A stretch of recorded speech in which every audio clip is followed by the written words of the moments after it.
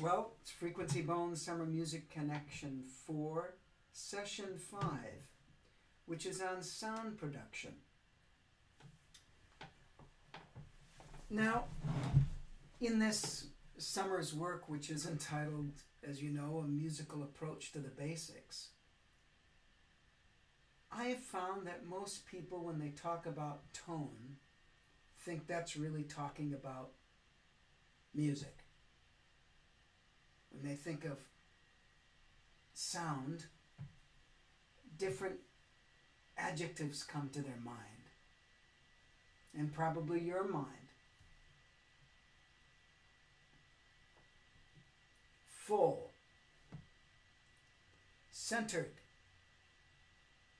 warm, resonant. This obviously deals with one kind of sound.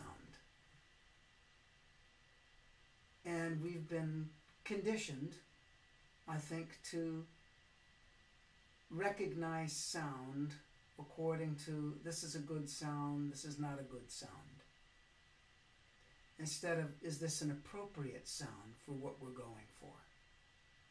So in looking at the basics, all right, the basics of sound production at the simplest level, forget about any adjectives with it, is we need air.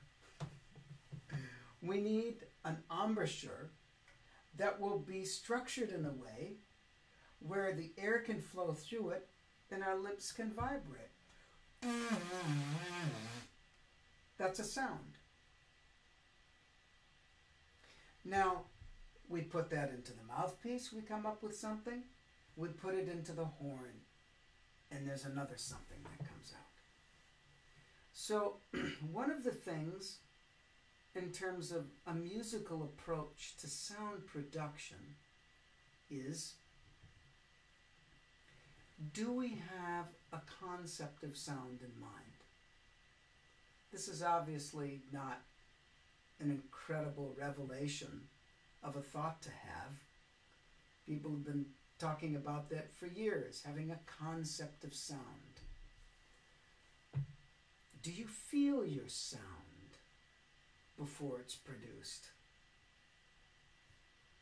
Can you tell, and this might be more for advanced players, that if your sound has certain characteristics,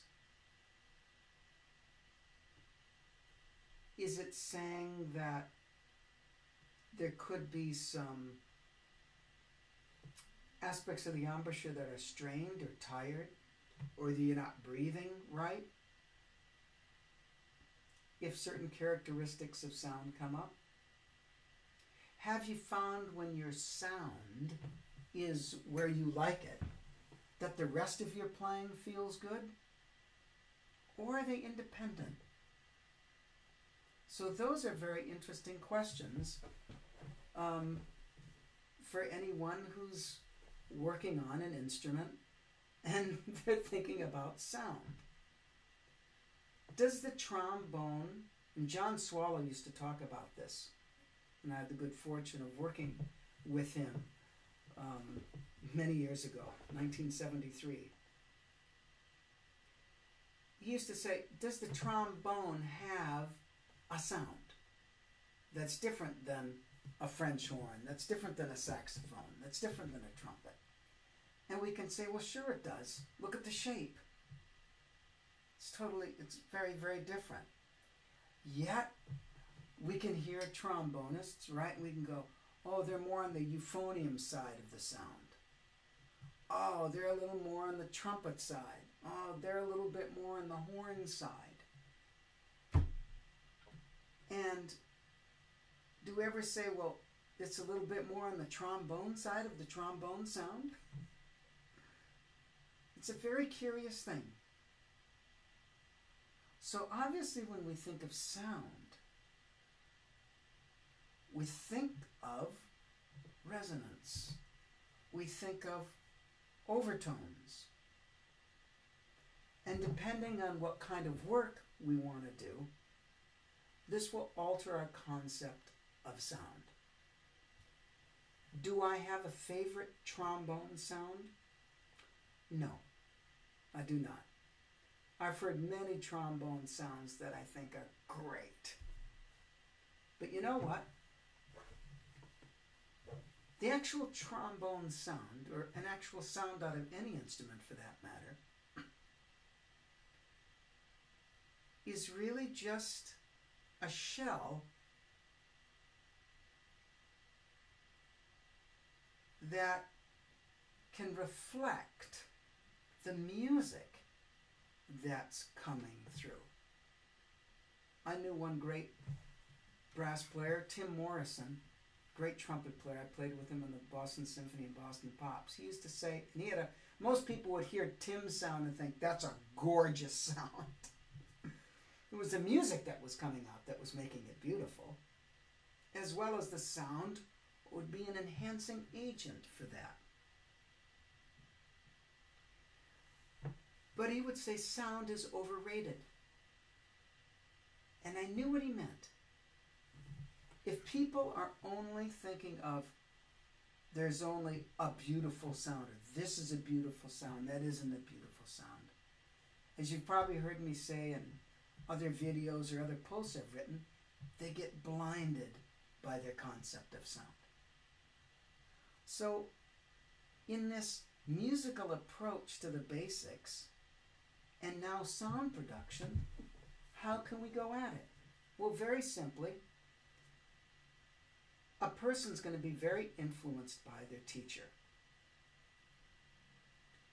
I had a trumpet teacher that I studied with when I first started trombone, and his name was Ed Von Hoff. He was a teacher in the St. Paul public school system. Enthusiastic guy, loved music, and he would play for me, and he was really expressing himself through the trombone. You know, it's very common to say, well, sing through the instrument. Yes, I think that can be a very good connection.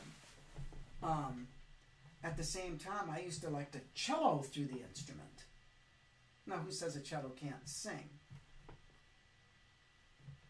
Most instrumentalists, no matter what they play, are going to talk about singing. And some of that, so it integrates the musical part and the technical self. What happens sometimes with brass playing in particular, especially now in classical brass players mostly, is they think that there's one kind of singing. Or a trombone shouldn't be that emotional, especially in the orchestra. So why don't you take a moment and think about what adjectives or qualities that you think about in a sound.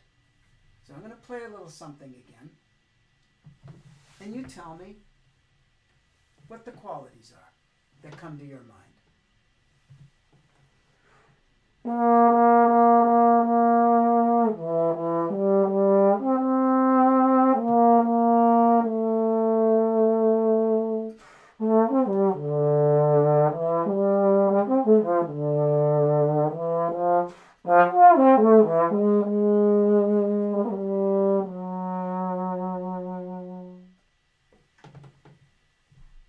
Any thoughts?